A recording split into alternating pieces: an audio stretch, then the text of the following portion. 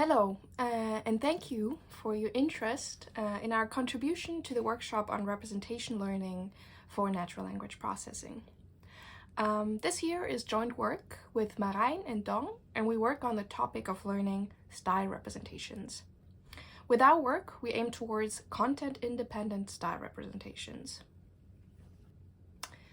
Style is an important part of natural language. Well, there could be countless studies to cite here, but one finding is that style, or the way something is written, can influence how it is perceived. And style has been found to be relevant to both natural language generation and natural language understanding. For example, because we might want to control for the style of a generated text. Computational representations have typically focused on content, to the extent that things that are arguably part of style, like variation in spelling or punctuation, are expected to be represented at the same or similar points in space. This is something we might not want for a representation that looks at style. Style representations have been learned before. There has been this rather new development to use pre-trained neural models for it. For example, Bert and Roberta. And what they do is typically take authorship verification as a training task. Okay, so what is authorship verification? Well, in an authorship verification task, you get two utterances, and the task is to label whether they are written by the same or by different authors. So here, the first column utterance, true, some of them are religious nut bars, together with the first row utterance here, lol, all I can say is got them. Here are different author utterances, while the first column utterance, together with the second row utterance, I mean Judaism and Sikhi also believe that, are same author utterances. The assumption behind authorship verification is often that there are combinations of style features that are distinctive for an author, and looking at style is, as a result, required to solve the task. In this example, true, some of them are religious nut bars, is different in a sense from here, lol, all I can say is got them, in several aspects with respect to style. For example, casing and punctuation differences, while these aspects are the same for the positive authorship verification example below. One of the biggest advantages of using authorship verification is that it allows for extensive training on easily collectible data. The assumption behind using authorship verification as a training task was, as I just said, that people are somewhat consistent in the style they use. However, you could also argue that next to style, maybe people tend to stay consistent in content and tend to write about the same topics all the time. So let's look at this example a bit closer. The black text comes from the OkCupid subreddit on Reddit, so from an online community, while the gray text comes from a different online community, which is called Debate Religion. So we have here, true, some of them are religious nut bars, written in a community about OkCupid, which is a dating platform, which was written by the same author as, I mean, Judaism and Sikhi also believe that, in the Debate Religion subreddit. These two utterances seem to have more to do with each other, content-wise. They seem to have a religion theme going on here, than the utterance that is part of the same community as the original utterance, which reads, lol, all I can say is got them. A model that learns based on this could learn to represent style, for example, in the sense of punctuation and uppercasing, but it could also learn to represent content. But that wouldn't be what we want, because style, or how we define it for now, is how something is said as opposed to what. So specifically, something that is distinct from content. So just having this authorship verification task as a training task might not lead to good style representations. Okay, so when we have training examples where different authors usually talk about different themes, a model could learn that different content equals different authors, instead of different style equals different authors. To solve this, we need to make sure to have training examples where different authors talk about the same themes as well.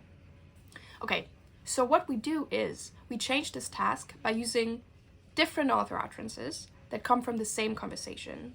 Here, we have a different example where the initial author writes, don't suggest an open relationship if you're not ready. And we have again a different author utterance which reads, aren't open relationships usually about fixing something in a relationship? But this time, it is taken from the same conversation as the first. And as a result, you can see that here, this leads to them being about the same general theme. And this is our assumption behind this change to the authorship verification task, that two utterances from the same conversation can be assumed to have a similar theme and thus be similar in content.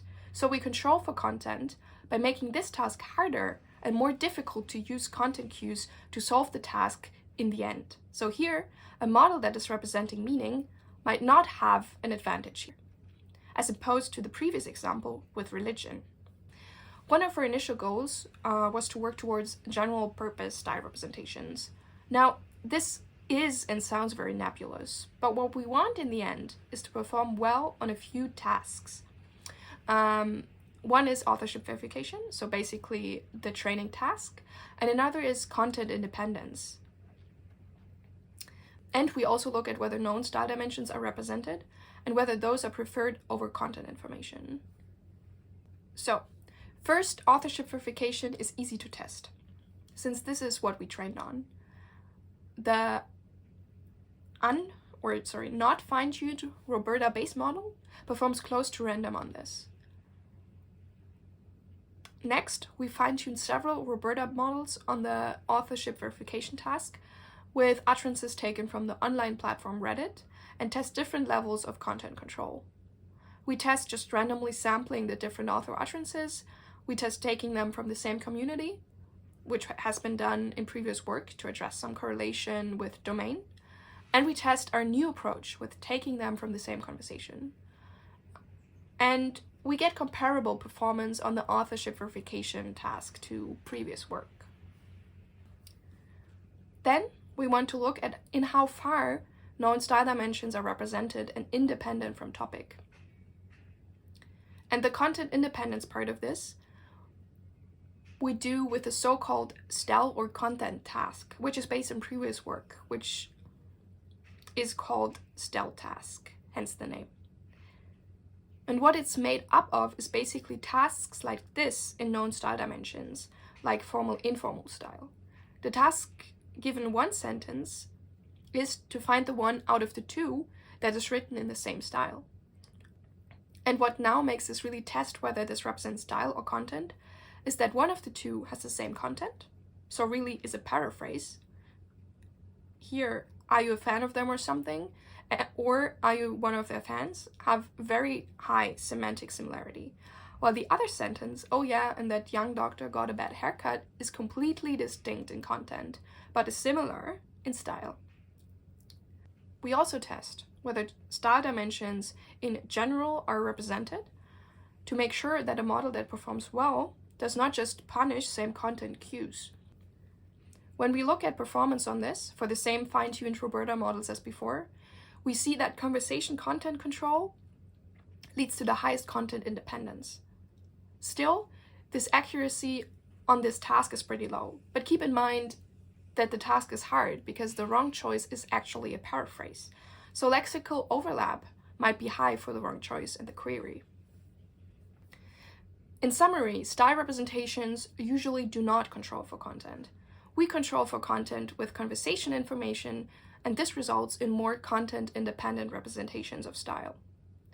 There are several future avenues. For example, what do the representations we learn actually encode? We do a first step in the form of clustering in the paper, but more analysis of this would be interesting. We hope that overall with this work, we take one step closer towards general purpose style representations. We find this super important to improve natural language processing tools for diverse demographics and social groups, and to better model and analyze social dynamics. Thank you. I'm happy to hear from you and your questions.